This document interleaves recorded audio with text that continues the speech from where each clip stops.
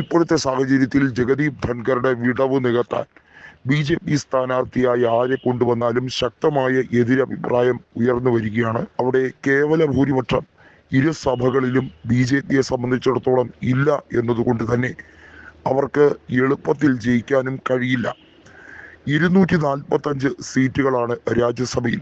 മൊത്തത്തിൽ നോമിനേറ്റഡ് അംഗങ്ങൾ ഉൾപ്പെടെ ഉള്ളത് 545 സീറ്റുകൾ ലോക്സഭയിലുമുണ്ട്. അവിടെയും 2 പേരെ രാഷ്ട്രപതിക്ക് നോമിനേറ്റ് ചെയ്യുന്ന രീതിയാണ്. ഈ 2 സഭകളിൽ കൂടി ചേരുന്ന ഇലക്ട്രൽ കോളേജാണ് ഉപരാഷ്ട്രപതിയെ തിരഞ്ഞെടുക്കുന്നത്. തെരഞ്ഞെടുപ്പ് കമ്മീഷൻ കൃത്യമായി ലോ ഡിപ്പാർട്ട്മെന്റുമായി കൂടിയാലോചിച്ചതിന് ശേഷം ഇപ്പോഴിതാ രാജ്യസഭ സെക്രട്ടറി ജനറലിന് കത്തയച്ചിരിക്കുന്നു.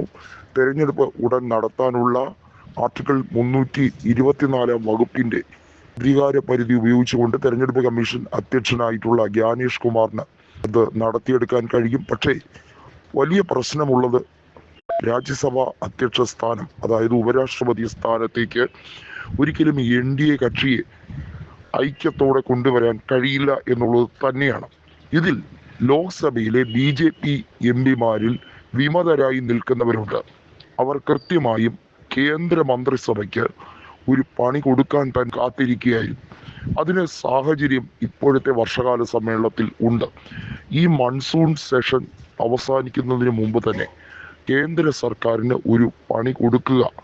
കൃത്യമായും ലോക്സഭയിൽ തന്നെയായിരിക്കും വിപ്പ് ലംഘിച്ച് BJP അംഗങ്ങൾ വോട്ട് ചെയ്യുക എന്ന് വ്യക്തമാകുന്ന റിപ്പോർട്ടുകൾ വന്നിരിക്കുകയാണ്. അതായത് 40ഓളം വിമത MPമാർ BJPയിൽ ഉണ്ട്. 200 MPമാരുടെ പിന്തുണ മാത്രമേ കേവലം രാജ്യസഭയിലെ NDA സ്ഥാനാർത്ഥിക്ക് ലഭിക്കുകയുള്ളൂ എന്ന് വ്യക്തമാകുന്ന സാഹചര്യമാണ്. ഒന്നാലോചിക്കണം, സഖ്യകക്ഷിയായ TDPയോ JDUവിലെ മുഴുവൻ അംഗങ്ങളോ രാജ്യസഭയിൽ BJP സ്ഥാനാർത്ഥിക്ക് അനുകൂലമായി വോട്ട് ചെയ്യില്ല എന്ന് ഉറപ്പാണ്. അതിൻ്റെ കൂടെയാണ് ഇപ്പോൾ വിമത MPമാരുടെ നീക്കം കൂടി വരുന്നത്. അത് ശക്തമായ വെല്ലുവിളിയാണ് ഇപ്പോൾ ഉയർത്തിവിടുന്നത്. വളരെ വൈകാതെ തന്നെ കേവല ഭൂരിപക്ഷം നഷ്ടപ്പെട്ടാൽ അവിശ്വാസം കൊണ്ടുവരാൻ പ്രതിപക്ഷത്തിന് കഴിയും. പ്രതിപക്ഷം അവിശ്വാസം കൊണ്ടുവന്നാൽ സർക്കാർ താഴേക്ക് വീഴും.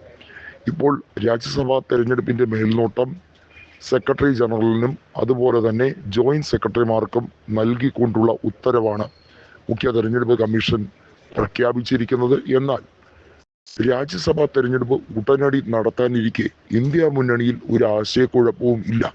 കപിൽ സിബലിനെ മുന്നോട്ട് വെക്കാൻ തന്നെയാണ് തീരുമാനിച്ചിരിക്കുന്നത്. പ്രതിപക്ഷത്ത് ഒരു ഭിന്ന സ്വരവും ഇല്ല എന്നുള്ളതാണ്. പ്രതിപക്ഷത്തിന്റെ ആവശ്യം ഒന്നായി മാറിക്കഴിഞ്ഞിരിക്കുന്നു. അതായത് എങ്ങനെയും കേന്ദ്ര സർക്കാരിനെ വീഴ്ത്തുക.